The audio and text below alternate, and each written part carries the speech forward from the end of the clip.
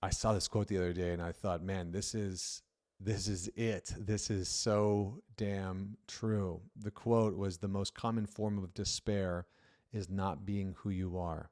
The most common form of despair is not being who you are. You see, your anxiety, your sense of nihilism and lack of fulfillment, this all lives in the place between the ego, who you are now, who you think you are, who you don't want to be seen as, who you're trying to be, who you're trying to portray yourself as, and the true expression of your nature, who you ultimately are at your core. And so often we are feeling anxious, we are feeling sad or depressed.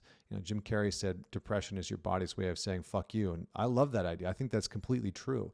And obviously there's cases where it's more than that, it's more complex than that. But the truth is that oftentimes we fall into a state of depression and anxiety and fear because we are not operating or living or embodying some of the traits that we know are truly us. We are not expressing ourselves through our work, through what we are building, in a way that is actually meaningful to us.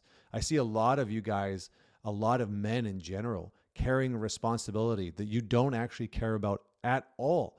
You have all this responsibility in your life. You have this big corporate job and da da da da, but you don't actually care about the work that you do in any way, shape, or form. And then you wonder why you feel empty and meaningless and you have no purpose in life.